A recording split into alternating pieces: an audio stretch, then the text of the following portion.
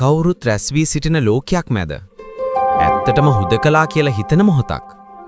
මිනිස්යාගේ ගැඹුරුම දුක් එකක්. විද්‍යාව කියනවා ඇතැම් වෙලාවක ඔබේ මොළයම තනි බවේ සංඥාවක් දෙනවා. ඔබට සෙනෙහස, වචන, සනීප සම්බන්ධයක් නැහැ කියලා හිතලා ඩේන්ජර් කියන අලාම් එකක් වගේ. ඒත් බුදුදහම කියනවා ඔබ කිසිදාම තනි නෙවෙයි. ඔබ කියන මම කියන හැඟීම සැනින්ෙන සිතුවිල්ලක්. උදේ මලක් අරලෙලා හවස කැදෙනවා වගේ. තනි බව එක පැහැදිලි සත්‍යක් නෙවෙයි. ඔබේ මනස හදපු සෙවණැල්ලක්.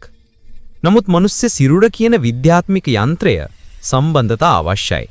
නියුරෝන්ස්, හෝමෝන්ස්, මෙමරීස් මේවා හැමෝම කියනවා ඔබට ඉන්න අය කොනේ. කෙසේ වෙතත් බුදුදහම සොෆ්ට්ලි විස්පර් කරනවා. ඔබ වෙන් වෙලා නැහැ. ඔබ සර්වද්‍රව්‍යයට සම්බන්ධයි. ඔබේ හුස්ම බිසකොල්ලෙන්. ඔබේ හදවත අසීම් ජීවිතවල බීටින් එක එකක්.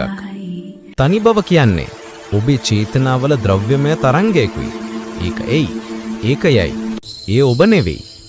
ඔබ අතරමං වුණ දවසක ඔබ මතක තියාගන්න. තනි බව කියන්නේ ඔබ වටා අන්ධකාරය නෙවෙයි. ඔබ තුල පහන් හෙට දිනේ ආලෝකය සොයන මොහොතක්.